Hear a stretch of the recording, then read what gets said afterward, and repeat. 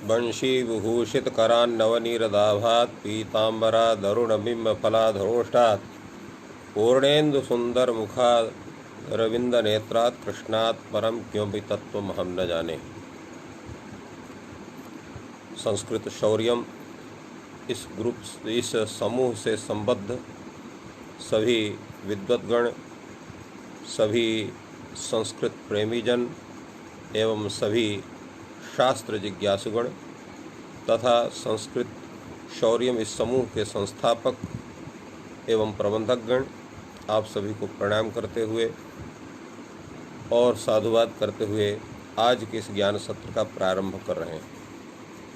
यद्यपि आज बहुत से लोगों का जन्माष्टमी पर्व है। इस वर्ष का जन्माष्टमी पर्व 3 दिन का है।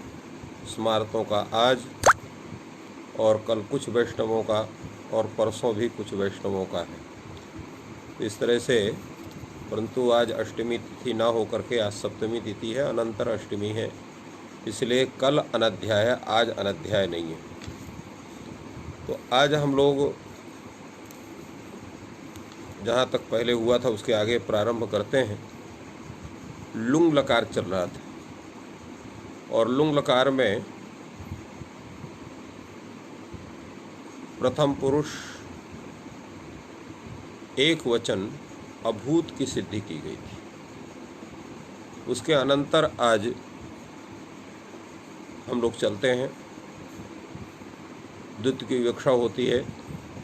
लुंग लकार प्रथम पुरुष द्विवचन तस आता है, भूतस बनता है। लुंग लंग लिंग षडुदात्ता सूत्र से अट का आगम होता है।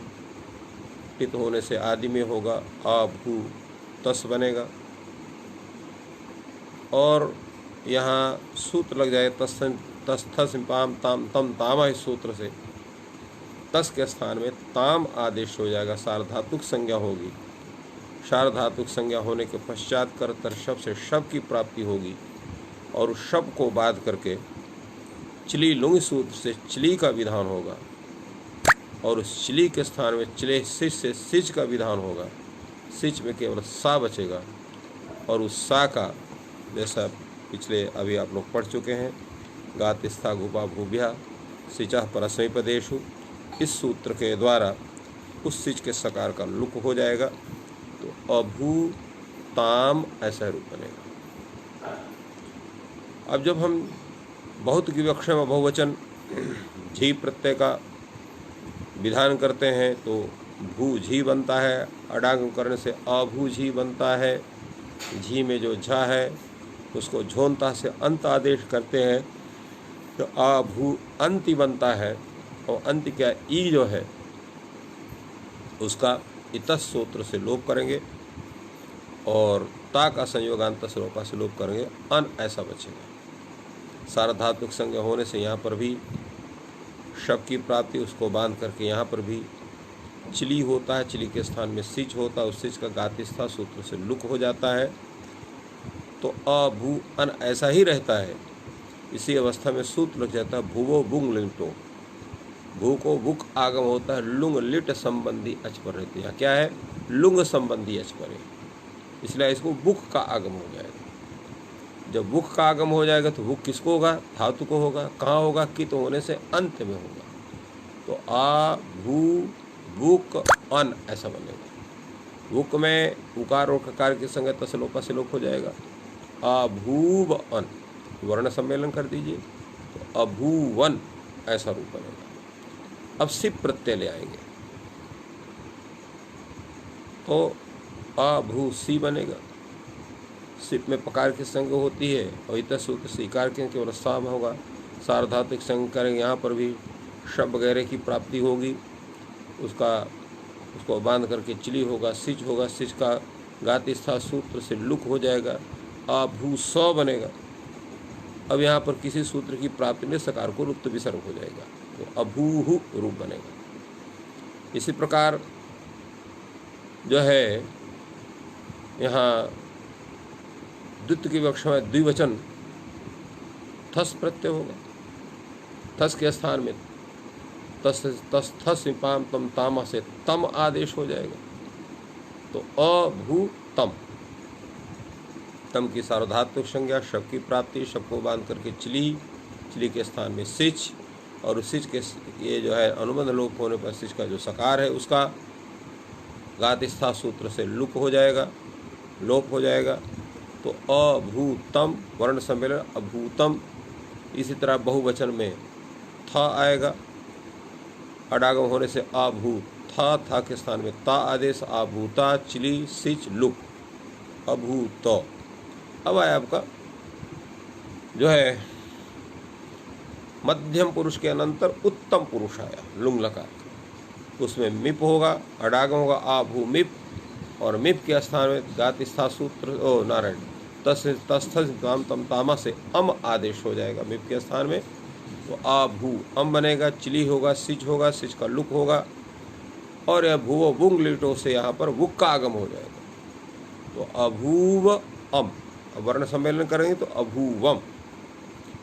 अब इसके अनंतर द्वित की विवक्षा में द्विवचन वस और बहुत की बहुवचन मस आएगी, तो भूवस भूमस, अडागम करे तो अभूवस अभूमस, और यहाँ पर भी सर्वधातुक संज्ञा होने से शब की प्राप्ति, उसको बात करके चिली, चिली की सिच और सिच का लुक, तो अभूवस अभूमस। पद संज्ञा होने से दोनों जगह सकार का ऋतु विसर्ग हो जाएगा, अभूव अभूम। तो संपूर्ण इसका रूप हो गया अभूत अभूताम अभूवन, अभूः अभूतम अभूत, अभूवम अभूव अभूम। तो इस तरह से ये लुंग लकार का रूप चलता है आपका भू धातु का, और लुंग लकार ये सामान्य भूत अर्थ है। सामान्य भूत का मतलब है कि चाहे जितना ही पुराना हो उसमें भी हो सकता, अभी तत्काल जो भूत है उसमें भी उसका प्रयोग होगा, अनद्यतन भूत में भी होगा, सामान्य भूत में होगा, परोक्ष भूत में होगा, कहीं भी इसका प्रयोग किया जा सकता है, इसलिए सामान्य भूत इसको कहा गया है। तो ये प्रश्न ये हो सकता है कि जब सभी जगह इसका प्रयोग किया जा सकता है तो फिर परोक्ष भूत अनद्यतन भूत रखने की क्या आवश्यकता है, प्रश्न हो सकता है। इस प्रश्न का समाधान यही है कि वाक्य के स्वरूप को स्पष्टतया ज्ञान कराने के लिए उन सब की आवश्यकता है। जैसे वह कल गया था, तो कल गया था इसमें जो है सह अगच्छत प्रयोग करने से भी ये ज्ञान हो जाए, और कल गया था कल शब्द का वाची जो यह शब्द उसका प्रयोग करिए वो चाहे न करिए। इसी तरह से सह ग्रामम जगाम अगर ऐसा आप बोलते हैं तो अपने आप पता चल गया था कि वो जो गया था उसको हम देखे नहीं। तो इन अर्थों की जो प्राप्ति है केवल लकार मात्र प्रयोग से उस विशेष अर्थ की जो संप्राप्ति है वो केवल सामान्य भूत अर्थ का ज्ञान कराने से नहीं होगा। इसी तरह से सर्वत्र यही स्थिति है। अब आते हैं हम लोग जो है लृंग लकार के विषय में। लृंग लकार क्या कहता है, लिंग निमित्ते लृंग क्रियातिपत्तो। अब ये लिंग निमित्त में लृंग होता है। लिंग का निमित्त क्या है, तो लिंग का निमित्त तो अभी हम लोगों ने पढ़ा, विधि निमंत्रणा मंत्रणा धृष्ट संप्रासनेषु लिंग का वो वाला। यहाँ पर लिंग का निमित्त ग्रहण नहीं है उसका। क्या है, कहा एक सूत्र और है लिंग लकार करने वाला। कहा कौन है, कहा हेतु हेतु मतोर लिंग। कहा हेतु हेतु मान का जहाँ प्रयोग हो रहा हो वहाँ पर भी लिंग लकार होता है। तो वही लिंगार्थ यहाँ पर अभिप्रेत है, इसलिए यहाँ पर अर्थ दिया हेतु हेतु मत भावादि लिंग निमित्तम, यानी हेतु हेतु मतोर लिंग सूत्र से यहाँ पर हेतु हेतु मतोर का यहाँ पर ग्रहण होगा, और इसलिए इसका अर्थ किया गया हेतु हेतु मत भावादि लिंग निमित्तम। तत्र भविष्यति अर्थ है, जहाँ पर भविष्यत अर्थ हो वहाँ पर लृंग स्यात्, लृंग लकार होता है। क्रियाया अनिष्पत्तौ गम्यमानायाम, जब क्रिया की जो है अनिष्पत्ति, अनिष्पत्ति का अर्थ होता है असिद्धि, निष्पत्ति माने सिद्धि, अनिष्पत्ति माने असिद्धि। तो जब अनिष्पत्ति गम्यमान हो तो उसको जो है वहाँ लृंग लकार धातु से होता है। तो यहाँ धातु है आपका भू धातु, उससे आप जब हेतु हेतु भाव हो, लिंग का निमित्त हो और भविष्यत अर्थ वहाँ पर, तो भविष्यत अर्थ होने पर लिंग लकार होता है। क्या अगर भविष्यत अर्थ ना हो तो कौन लकार हो? तो कहा ऐसी अवस्था में लिंग लकार होगा और उस लिंग लकार का विधायक सूत्र होगा आपका हेतु हेतु और लिंग। जैसे आपका कोई है कि वह अगर जाता, अगर वह न जाता तो न मरता। कोई है व्यक्ति है गया और दुर्घटना घट गई, खत्म हो गया। सचेत न गच्छेत न मरेत। अब यहाँ पर जो है मरने में हेतु कौन है? जाना। हेतुमान कौन हो गया? मरना। तो हेतु भाव हो गया, इसलिए लिंग लकार। यहाँ पर लिंग नहीं होगा। लिंग कहाँ होगा? जहाँ भविष्यत अर्थ होगा। सूत्र कहता है लिंग निमित्ते लिंग क्रियातिपत्तो, और भविष्यत अर्थ में होता है क्योंकि भविष्यत की इसमें अनुवृत्ति होती है, इसलिए वृत्ति में भविष्यत्यर्थे कहा, भविष्यति भूते अर्थे नहीं कहा। इसलिए भविष्यत अर्थ में इसका प्रयोग होता है। और जहाँ पर भूत अर्थ रहेगा या भविष्यत अर्थ रहेगा, दोनों अर्थ में लिंग लकार की प्राप्ति होगी हेतु लिंग से, किंतु वहाँ भविष्यत अर्थ के विषय में उसका बाधक हो जाएगा आपका लिंग लकार। परंतु उसमें भी है क्रिया की अगर अनिष्पत्ति गम्यमान है तभी वहाँ पर लिंग होगा, नहीं तो लिंग लकार ही होगा। इसलिए लिंग लकार की स्थिति जो है वो अल्प है और लिंग लकार की स्थिति अधिक है। क्रिया की निष्पत्ति गम्यमान है तो भी लिंग लकार होगा, क्रिया की निष्पत्ति गम्यमान है तो भी लिंग लकार होगा। किंतु जहाँ क्रिया की निष्पत्ति गम्यमान है और साथ साथ हेतु हेतु मत भाव भी है और भविष्यत, जब इतने पूरे स्वरूप होंगे तभी लिंग लकार का प्रयोग होगा। यहाँ पर भूधा से वो सभी लिंग लकार से संबद्ध जितने नियम हैं वो हैं, इसलिए इससे यहाँ पर लिंग लकार होगा। लिंग में ऋकार और ङकार की संज्ञा होगी, ला अवशेष रहेगा, भू ला बनेगा और लुंग लंग लिंग शुद्धदाता सूत्र से अट का आगम होगा, आ भू ल बनेगा और उसमें भी परस्मै पद की विवक्षा, परस्मै पद में भी जो है प्रथम पुरुष की विवक्षा, प्रथम पुरुष में भी एकत्व की विवक्षा और जिसे एक वचन तिप का विधान होगा और जो है तो क्या बनेगा? आभूति। यही तत्सूत्र से आप इकार का लोप करेंगे, इंगित लकार है आभूता। यहाँ पर ताकि सार्वधातुक से कर्ता शब्द प्राप्त होगा, उसको बात करके सूत्र लग जाएगा स्यतासी लिटो। यहाँ लृ परे वहाँ लिखा है लृ इति लिंग लिटोर ग्रहणम, लृ और लिंग दोनों का ग्रहण होता है लृ से, तो यहाँ लिंग है उसका भी ग्रहण होगा।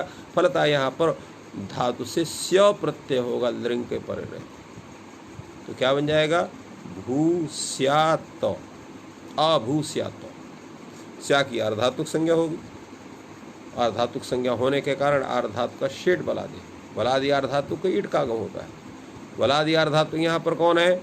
तो बलादि अर्धातुक है स्या, इसका अर्धातुक संज्ञा अर्धातुकम शेषा से, और ये बलादि भी है क्योंकि यहाँ स आदि में स बल प्रत्याहार में आता है, इसलिए बलादि अर्धातुक स्या के पर स्या को यहाँ पर इट का आगम होगा।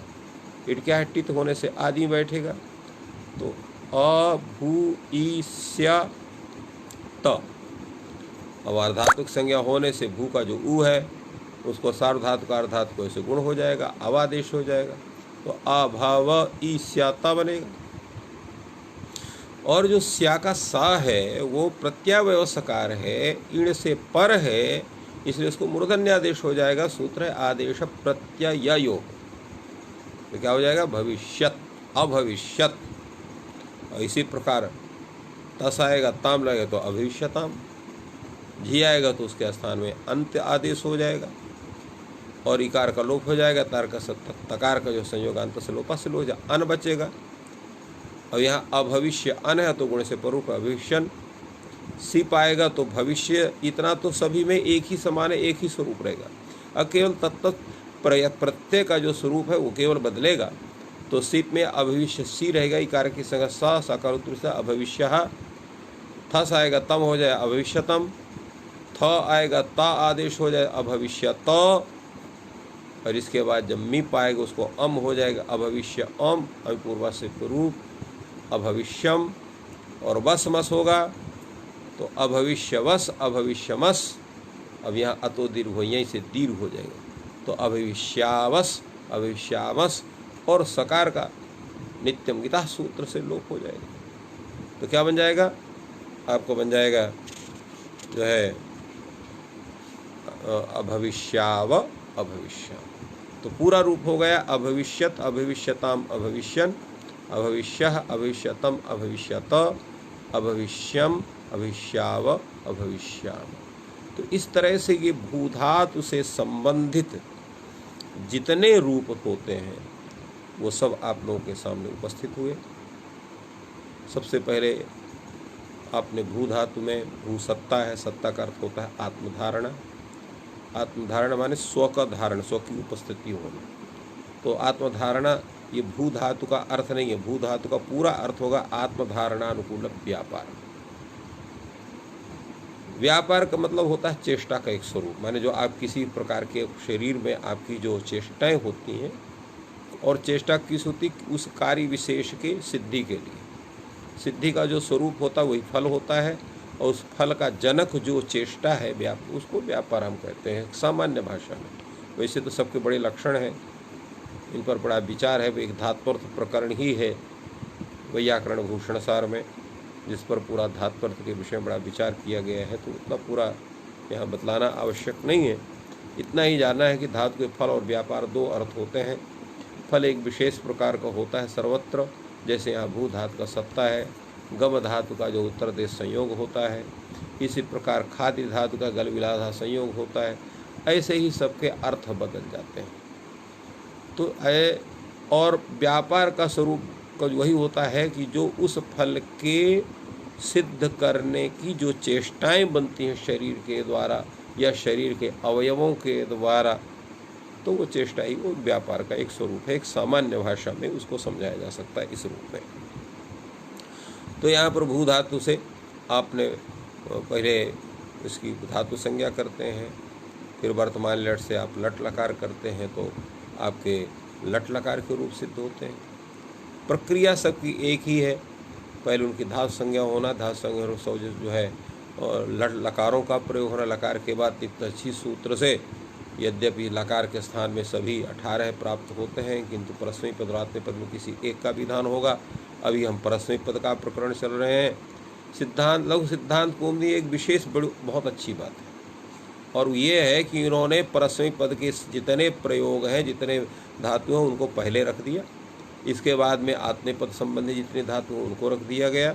इसके अनंतर जितने उभय पदी धातु हैं उनको रख दिया, अर्थात परस्मयी पद में परस्मयी पद संबंधी जितनी प्रक्रिया आपको परस्मयी पद में ज्ञान हो गया, आत्मनेपद संबंधी जितनी भी जो है रूप सिद्धि की प्रक्रिया वो आत्मनेपद में ज्ञान हो गए।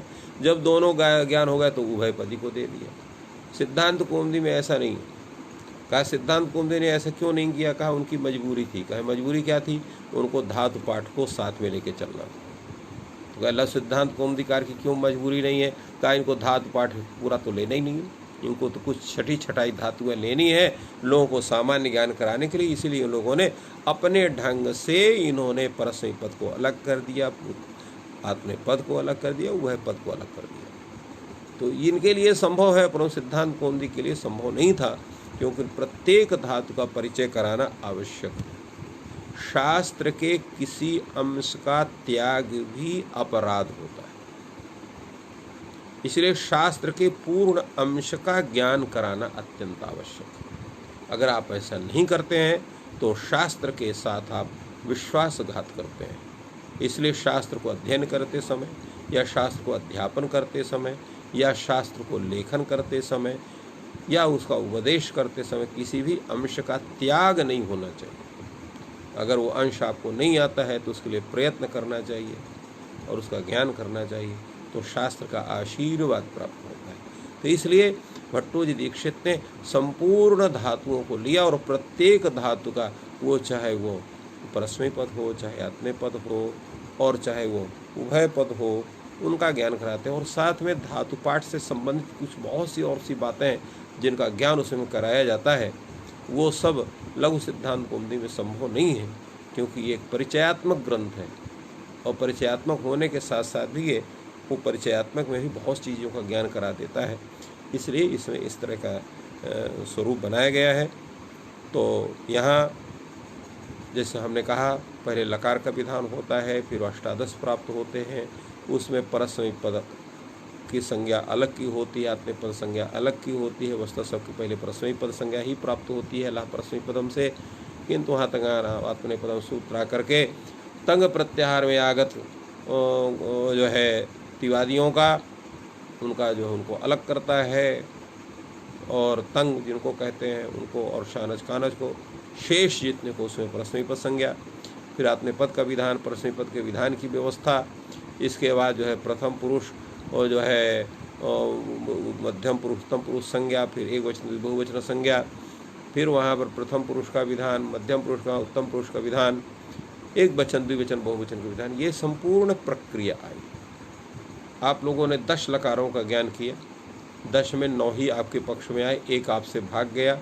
इसलिए भाग गया कि उसका प्रयोग यहाँ होता ही नहीं है। ये लोकमात्र विषयक ग्रंथ है। लोकमात्र विषयक होने से लोक वेद साधारणात्मक है, 2 है, लोकात्मक भी है, लोक वेद साधारणात्मक भी है। तो अब वो कैसे है इसको कभी बताएंगे। तो इस तरह से यहाँ पर फिर आपने ये जो 10 लकार है उसमें लट लकार वर्तमान अर्थ में, भूत अनद्यतन परोक्ष में लिट लकार का, अनद्यतन भविष्यत में लुट लकार का, सामान्य भविष्यत में लिट लकार का, और इसके अनंतर सामान्य भूत में अनद्यतन भूत में लंग लकार का, और उसके पहले आपने लेट लकार के पश्चात लोट लकार का ज्ञान किया, वो विद्यादि अर्थ में ज्ञान किया, फिर लंग लकार का भूत अर्थ में, और इसी तरह से जो है विद्यादि अर्थों में फिर लिंग लकार का, और लिंग भी 2 हैं, एक आशीष लिंग है, एक विद्यादि लिंग है, उन दोनों का ज्ञान आपने किया, और फिर इसके बाद लुंग लकार का और लिंग लकार। विद्यादि जो अर्थ है, अगर कोई आपसे पूछता है कि ये भूत अर्थ में होते हैं, क्योंकि उसमें तो लिखा है विद्यादिश्वर्थेषु धातुर लिंग से, तो अब इसमें अगर काल की दृष्टि देखा है तो विद्यादि किस काल में आएंगे? ये वर्तमान में आएंगे कि भविष्यत में आएंगे, भूत में आएंगे? ये प्रश्न हो सकता है। तो वस्तुतः इसमें काल का निर्देश नहीं है। तो जहाँ काल का निर्देश नहीं होता है वो सभी कालों में उनका प्रयोग होता है। इसलिए लोट लकार का, लेट लकार का, लिंग लकार का इनका काल निर्देश नहीं है, बाकी सबका काल निर्देश है। लट लकार केवल वर्तमान में होगा, लेट लकार जो है परोक्ष भूत अनद्यतन में होगा, लोट लकार भविष्यत अनद्यतन में होगा, इसके अंदर लेट लकार सामान्य भविष्यत अर्थ में होगा। लेट लोट ये जैसे हमने बतलाया इनका काल निर्देश नहीं है।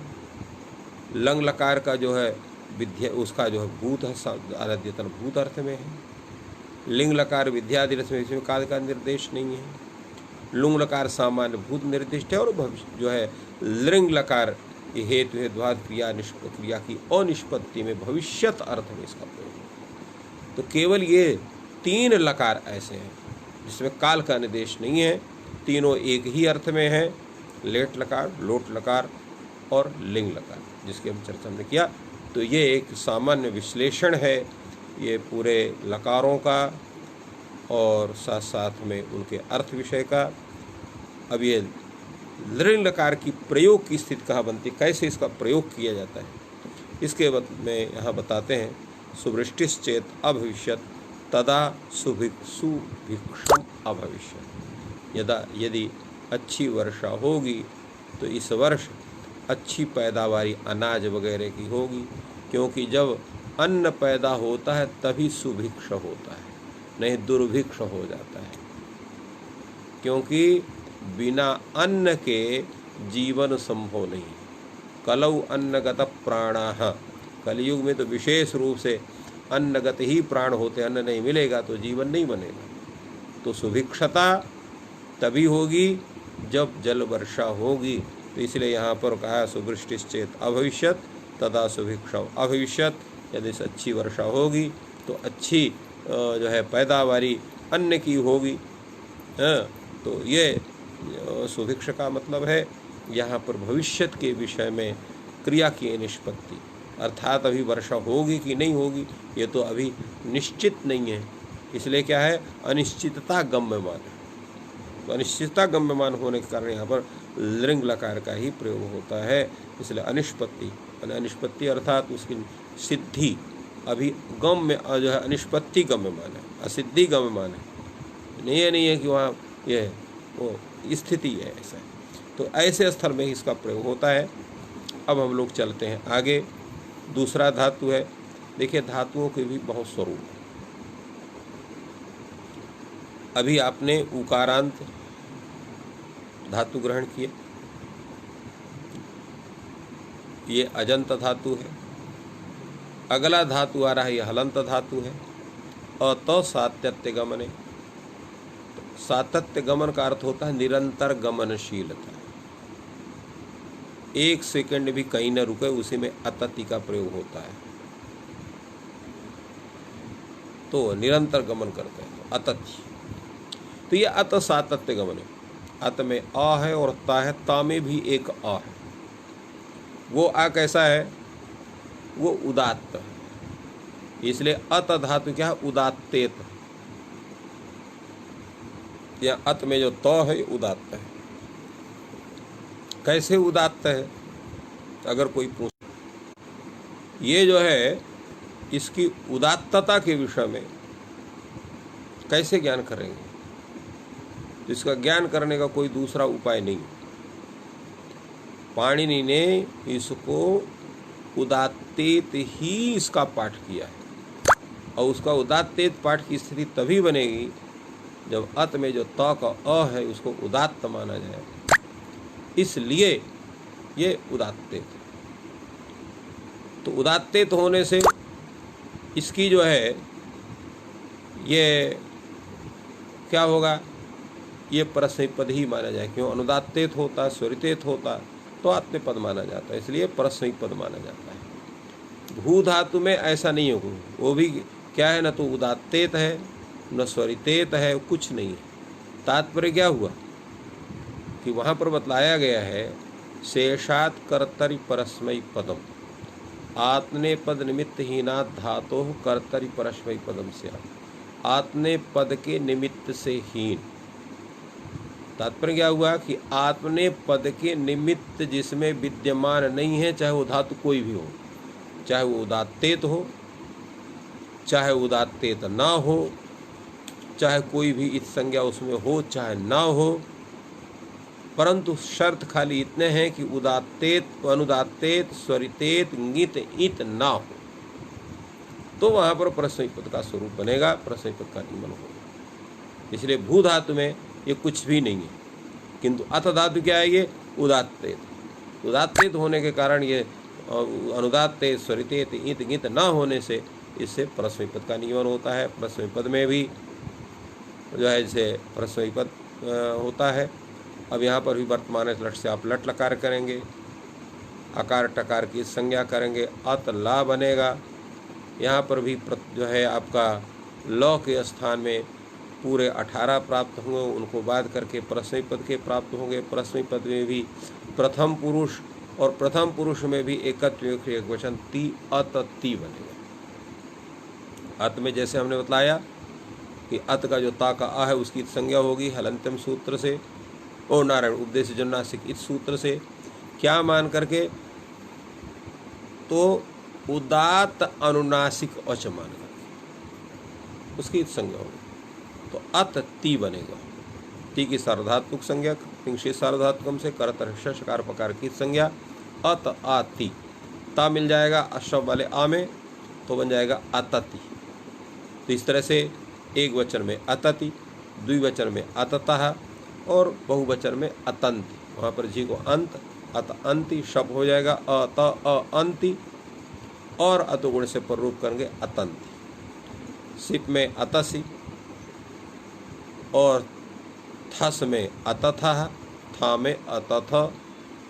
और जब आप उत्तम पुरुष लाएंगे मिप वस वस, मिप वस मस में, तो वहाँ पर भी जो है अत मी, अत वस, अतमस, यह सब इनकी सार्वधातुक संज्ञा शप वगैरह होगा। तो अत अ मी, अत आ वस, अत आ मस, ऐसा रहेगा। और यह एक सूत्र है जिसको आप लोगों ने लगाया था भवाई भवा भावा में, अतो दीर्घो यहीं, उसको यहाँ पर भी लगा दीजिए तो अतो दीर्घ से दीर्घ हो जाएगा। तो अतामि अतावह अतावह, वस वस में सकार का रूप तो विसर्ग हो जाएगा। तो अतामि अतावह अतामा। तो इस तरह से अतति अततः अतंति, अतसि अतथः अतथ, अतामि अतावह अतामा। एक आप सबसे अनुरोध है कि भू धातु से संबंधित, भू धातु के साधनिका से संबंधित जितने सूत्र हैं उन सूत्रों का अर्थ, वृत्ति वो आपको उपस्थित होना चाहिए मस्तिष्क में, तभी ये आगे के रूप आपको समझ में आएंगे और लगते चले जाएंगे, नहीं तो दिक्कत होगी। अनभ्यासे विषम विद्या, अजीर्णे भोजनम विषम, इसलिए इनका अभ्यास करना जरूरी है, इनका ज्ञान करना जरूरी है। तो इस तरह से हमने अभी आप लोगों को ये लट लकार संबंध के रूप चलाए। अब लिट लकार में कुछ नई चीज़ बनती है। क्या बनती है नई चीज़, चलिए उसका हम लोग ज्ञान करते हैं। अत धातु है, उससे हमने ले लिट किया तो लिट लकार आया, अत लिट बना, लिट में केवल ला बचेगा, अतला। और अतला में यहाँ पर प्रथम पुरुष एक वचन में तिप प्रत्यय, और तिप के स्थान में प्रश्न पदानाम ड़ल तुस्थस्थ षड़ल लमा सूत्र से ती के स्थान में ड़ल आदेश हो जाएगा, अत आ बनेगा। अब यहाँ पे लिट धातु अभ्यास से द्युत कर देंगे तो अत आ हो गया। पूर्व अभ्यास से अभ्यास संज्ञा किया, हलादिशेष हो जाएगा तो अत आ। अब अत आ इस अवस्था में यहाँ पर कई सूत्र प्राप्त होते हैं। तो देखिए कौन कौन सूत्र प्राप्त होते हैं। तो एक तो अतो गुण से पर रूप प्राप्त होता है, उसके पहले जो है अका सवर्ण देश से दी रूप एक आदेश प्राप्त होता है। तो ऐसे ये कई जो है प्राप्त हो रहे हैं। तो कैसे सिद्ध होगा ये, तो सूत्र उपस्थित होता है अत आदेह। ये कहता है अभ्यास से आदेह अतः दीर्घस्य, अभ्यास संबंधी जो आकार उसको दीर्घ हो जाता है। तो अभ्यास संबंधी आकार है अत अ में अत आ का आ जो है वो अभ्यास, उसकी अभ्यास संज्ञा हुई है पूर्व अभ्यास सूत्र से, उसको दीर्घ हो गया तो आ अत अ बन जाएगा। अब आ अत अ में यहाँ पर अब अका सवर्ण दीर्घ से अब दीर्घ कर दीजिए तो आ तो ऐसा बन गया। और जब थस है तस है उसको अतुस कर देंगे। तो पूरी प्रक्रिया तो यही है, यानी आपका जो है लिट होगा या डल होगा या अतुस होगा, जो भी तिप्तस इत्यादि के स्थान में होंगे वो होंगे। उसके अनंतर द्वितीय होगा, द्वितीय के बाद अभ्यास संज्ञा होगी, हलादिशेष होगा, अत और जो प्रत्यय है वो स्थित रहे। जैसे यहाँ पर अत आ है, द्विवचन में अत अतुस है, बहुवचन में अत उस है, मध्यम पुरुष में अत थ है, द्विवचन में अत जो है वो अथुस है, और बहुवचन में अत वहाँ पर आ है। इसी प्रकार मध्यम पुरुष उत्तम पुरुष में अत और वहाँ ड़ल है, ड़ल में वही आ रहेगा, और जो है द्विवचन बहुवचन आ अत व आ अत म। तो ये स्थिति सभी जगह। इनमें कार्य क्या होगा, तो एक वचन में जैसे आत हमने बनाया तो आत की आत अ वर्ण सम्मिल का आ तो हो गए। इसी प्रकार द्विवचन में अत अतुस, अत में यहाँ सवर्ण दीर्घ और ता मिल जाएगा अतुस के आ में। तो आ ततुह बन गया। जी को उस हो गया तो वहाँ पर आ तो उस आतुह हो गया। सिप, यहाँ पर सिप में सिप के स्थान में क्या हुआ है, तो यहाँ पर था हुआ है। हाँ, तो इसलिए यहाँ पर क्या होगा, यहाँ पर था है तो आ तो था बनेगा। अब यहाँ पर चूंकि थ की अर्धातुक संज्ञा, एक सूत्र है लिट च, तो ल्यादेशस्तिंग अर्धातुक संज्ञा स्यात्, आप पढ़ चुके हैं इसको। तो जो अर्धातुक संज्ञा, तो अर्धातुक का शेड बलादे, बलादे अर्धातुक से इडागम स्यात्, बलादे अर्धातुक के इडागम, तो इडागम हो जाएगा यहाँ पर। तो आत इट थ बनेगा, इट में टकार की संज्ञा और वर्ण सम्मेलन के आती थ, अथुस में आतथु और बहुवचन में आत, ऐसा बन जाएगा क्योंकि वहाँ खाली आ है। तो अत अ सवर्ण दीर्घ और वर्ण सम्मेलन आत, और यही आत आपका बन जाएगा उत्तम पुरुष एक वचन में, क्यों कर्णल वाला आ है वहाँ। तो आ अत अ वर्ण सम्मेलन आत, बल्कि आ अत आ यहाँ नहीं रहेगा, यहाँ पर अत का जो अ है उसको भी दीर्घ हो जाता है, और उसको दीर्घ किससे होगा, एक सूत्र है अतुब्धाया सूत्र। तो जो उपधाभूत जो ह्रस्वकार उसको दीर्घ होता है इतणित प्रत्यय पर है। तो इसलिए जो प्रथम पुरुष एक वचन का है जिसमें आ अत अ आप बनाते हैं, वहाँ पर भी ये अतुब्धाया सूत्र से आ आत आ ऐसा संधि भी वो आपका स्वरूप बनेगा। फिर से इसको समझ लीजिए, अत लिट जब बनेगा उसके स्थान में तिप होगा, तिप स्थान में ड़ल होगा, अत अ बनेगा, द्वित्व होगा, पूर्व अभ्यास संज्ञा और हलादिशेष होकर के अ अत आ, अतादेश सूत्र से अभ्यास के आ को दीर्घ हो जाए तो आ अत अ, और अतुब्धाया सूत्र से अत के आकार को अकार को उसको भी दीर्घ हो जाएगा, माने उसको वृद्धि हो जाएगी, तो आ आत अ ऐसा बनेगा। अब यहाँ सवर्ण दीर्घ करेंगे तो आत अ वर्ण सम्मेलन पर आत, तो आत ये जो प्रक्रिया है जो प्रथम पुरुष एक वचन की है वही उत्तम पुरुष एक वचन की होगी। बाकी प्रक्रिया में अत ऐसा ही स्वरूप रहेगा, आ अत अ तब सवर्ण दीर्घ होगा, किंतु इन दो स्थल में आ आत आ करके सवर्ण दीर्घ की स्थिति बनेगी। ये थोड़ा सा विशेषता इनमें दोनों प्रकरणों दोनों प्रयोगों में है। तो आत आततु आतुः, आतिथ आतथुः आत, और आत आतिव आतिम। तो यहाँ पर भी वस मस के परे वाक और माँ ये भी वल प्रत्याहार में आते हैं, इसमें भी कहाँ पर इडागम हो जाएगा, तो आतिव आतिम ये रूप बनेंगे। तो ये स्थिति है आपके ये लिट लकार की। तो ये इस तरह का स्वरूप आया नहीं है अभी भू धातु में, ये एक भिन्न स्वरूप है, इसलिए इसका ज्ञान कराने के लिए उन्होंने अत आदि ये सूत्र की रचना की। आगे आपका है लुट लकार। तो लुट लकार में और वहाँ कोई जहाँ से भविता भवितारो भवितारह बनता है, यहाँ पर भी अत धातु है। लुट लकार उकार टकार की संज्ञा अत ल तिप प्रत्यय करेंगे, अत ती बनेगा। अब यहाँ पर जो है ती की सार्वधातुक संज्ञा करतर से शप प्राप्त हुआ, शप को बांध कर से तास होगा, अत तास ती बनेगा। और यहाँ तास की अर्धातुक संज्ञा करेंगे, इडागम करेंगे, अति तास ती बनेंगे, लूटा पर डार और सस्ती के स्थान में डा आदेश हो जाएगा, अति तास डा बनेगा, टकार की संज्ञा आ और टी का लोप होने के तो है तो अतित अतित आ और वर्ण सम्मेलन का अतिता। इसके बाद जब द्विवचन करेंगे तो वहाँ पर भी जो है तस है, तस के स्थान में जो है पहले अतिता जो है आपका अतितास और जो है तस रहेगा, तस के में रऊ आदेश हो गए तो अतितास रऊ बनेगा। और यहाँ रीच सूत्र से तास के सकार का लोप होने से अतितारऊ।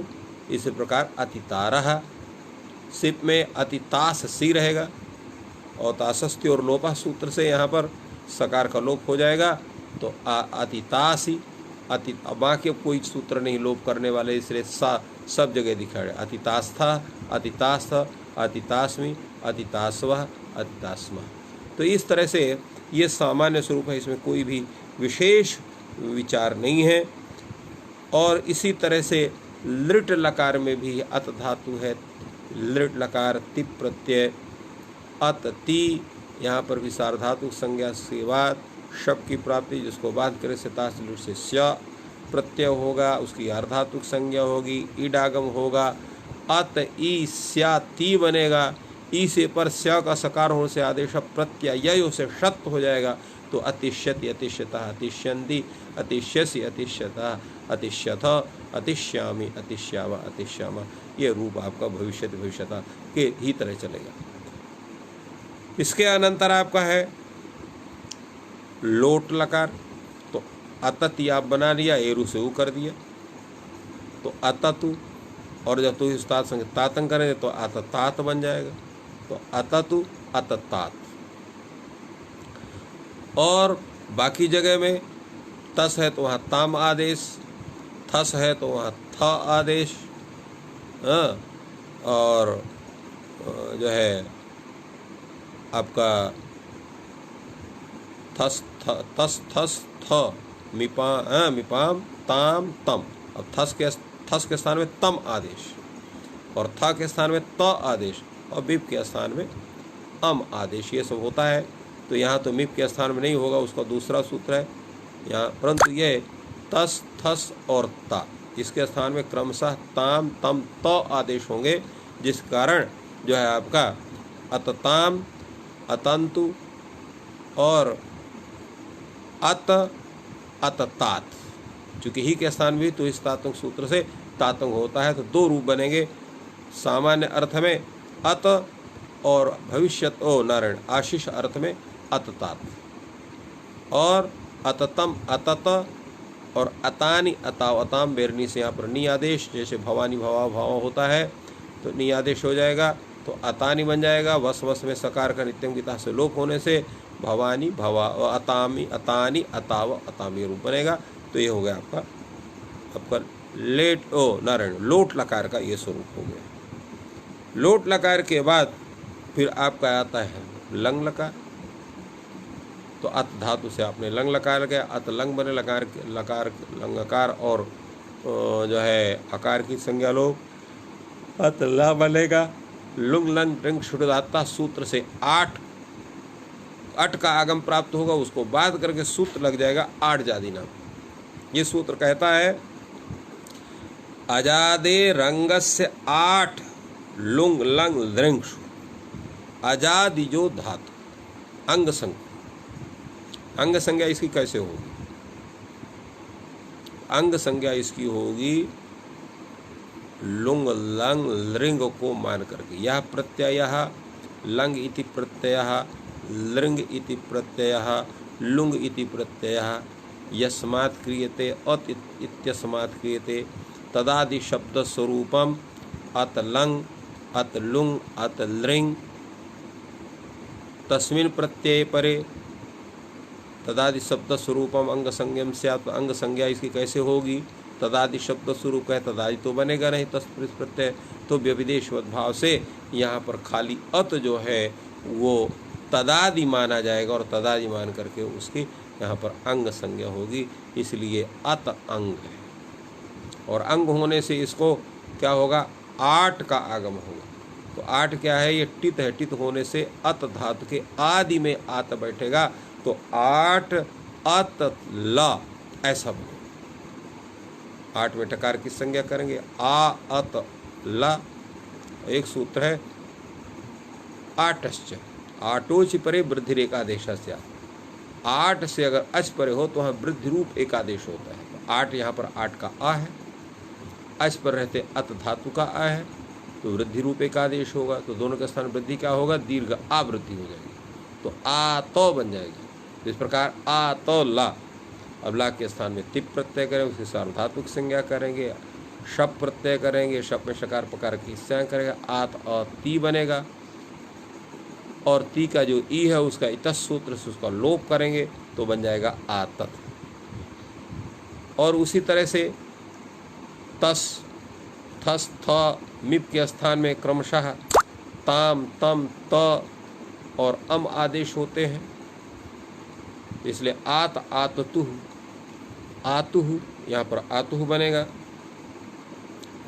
आतुह कैसे बनेगा इस पर हम लोग आगे अभी जो है नहीं, आत आतुह आतन रूप बनेगा, आतुह नहीं, आत आततुह आतन, आतंति बनाएंगे, इकार की संज्ञा लोप, तकार का संयोगांत लोप, आतन रूप बनेगा। तो आत आततुह आतन और आतः आततम, आत आतत और आतम आताव आताम, ये स्वरूप है। फिर से एक बार सुन लीजिए, आतत आतताम आतन आतः आततम आत और आतम आताव आताम। यहाँ पर अतो दीर्घ से दीर्घ हो जाएगा, इसलिए आताव आताम बनेगा और सकार का नित्यम गीता से लोप हो जाएगा। तो इस तरह से ये आद धातु का लंग लकार करूँगा। और जब विधिलिंग आएंगे तो जैसे भवेत भवेताम भवेयु बनाते, उसी प्रकार अतेत अतेताम अतेयु, कोई अंतर नहीं है, बल्कि उसकी अपेक्षा प्रक्रिया यहाँ जो है वो मतलब अल्प है। कैसे अल्प है? अत धातु है, उसे आप लिट लकार लिंग लकार करेंगे, अत लिंग, लंग में इकार की संज्ञा अतला, उसके स्थान प्रथम पुरुष एक वचन तिप प्रत्यय, तिप में इकार की संज्ञा त, यासुट परस्य विदास निच, इस सूत्र से यासुट किया, अत यास त, यास त इतने की सार्वधातु संज्ञा, कर्तव्य शकार प्रकार की संज्ञा अत यास त, और यास के स्थान में ई आदेश हो जाएगा अतो यह सूत्र से। तो अत ईय त और वर्ण सम्मेलन करेंगे, ईय के यकार का लोभ वर्ग से लोप कर देंगे, तो अतेत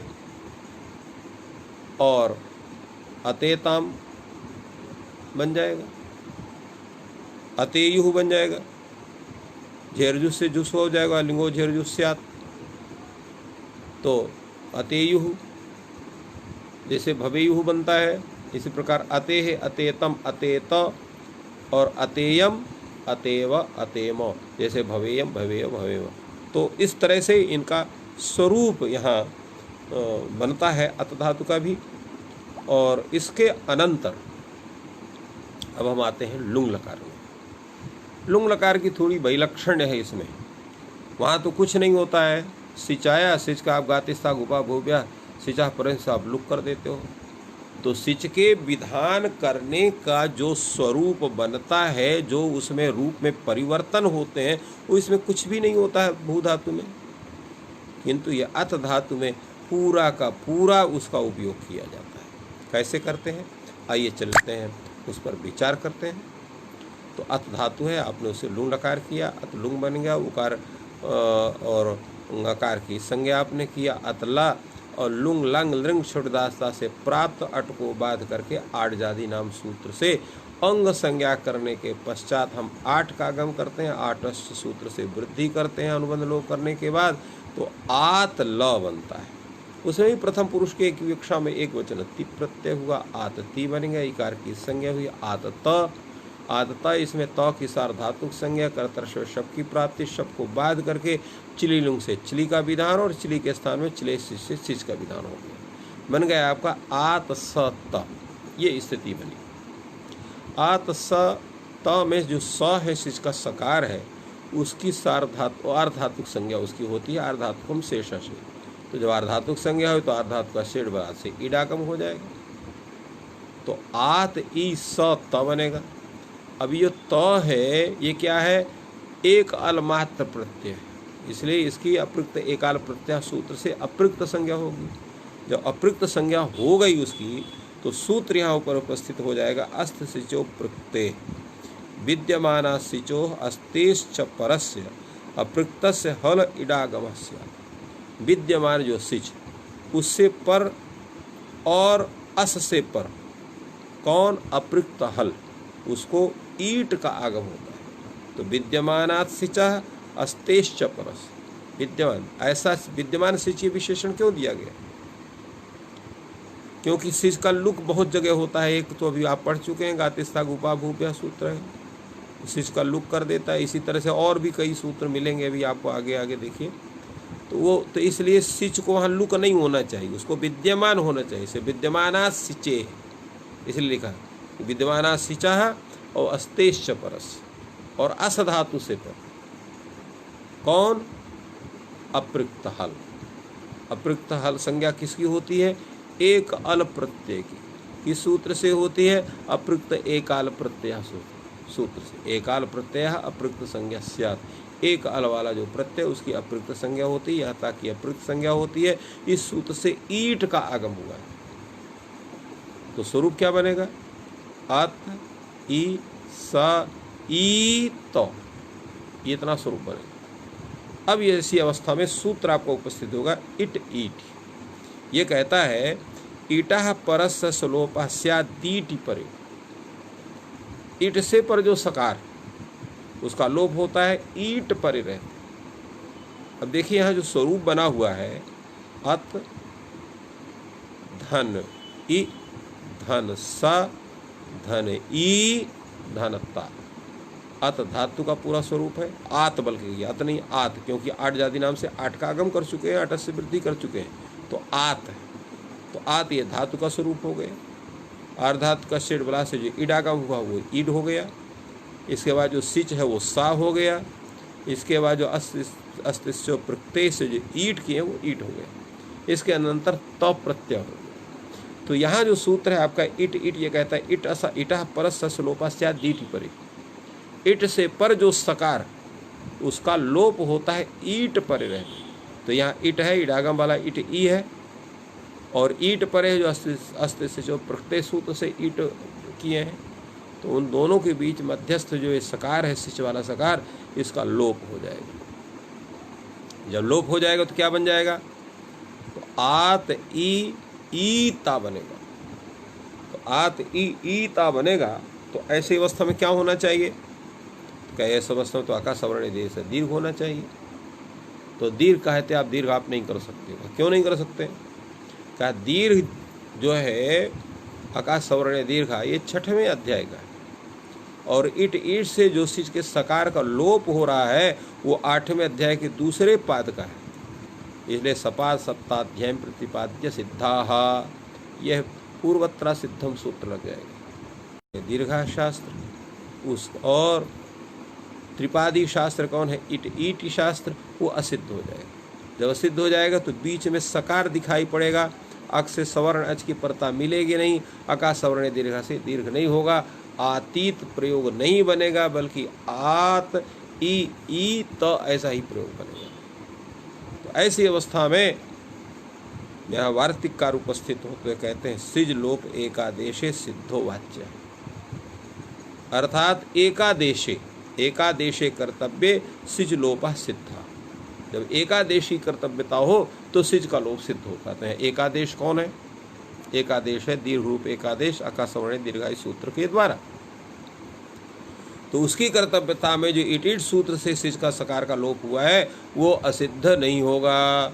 तो जब नहीं होगा तो यहाँ सवर्ण दीर्घ हो जाएगा, तो बन जाएगा आपका आतीत। तो ये आतीत शब्द के साधुत्व का स्वरूप है। और इसके अनंतर हम लोग जो है द्विवचन में आते हैं, तस में आते हैं। तो आत तस बनेगा, तस के स्थान में ताम आदेश, आत ताम बनेगा। सिच होगा, वो चिली होगा, चिली के स्थान में सिच होगा, सिच में केवल सा बचेगा, और सा की अर्धातुक संग इडागम हो जाएगा, आतिस ताम बनेगा। और सिच का जो सकार है वो चूँकि प्रत्याव्य सकार है उसको शब्द हो जाएगा, जो आतिश हो जाएगा। तो अब यहाँ पर ताम का जो तौ है ये क्या है? ये तो ये तवर्ग है। किसके योग में है? मूर्धन्य शकार के योग में है, तो उसको क्या हो जाएगा? शुनाष्टु से ष्टुत्व हो जाएगा। तो आतीत आतिष्टाम ये दोनों रूप हो गए आपके। और जब बहुवचन आएगा आपका झी आएगा तो आत झी बनेगा। आत झी अवस्था में यहाँ पर झी की सार्वधातुक संज्ञा कर्तव्य शब्द प्राप्त होगा। शब्द को बाध करके यहाँ पर चिली लुंग से चिली होगा, और चिली को बाध के स्थान में क्या हो जाएगा? अस्ति नारायण, तो चिले सिच से यहाँ पर चिली के स्थान में सिच आदेश हो जाएगा। तो आत सिच झी बनेगा। अब आत सिच झी इस अवस्था में सिच में केवल सकार बचे,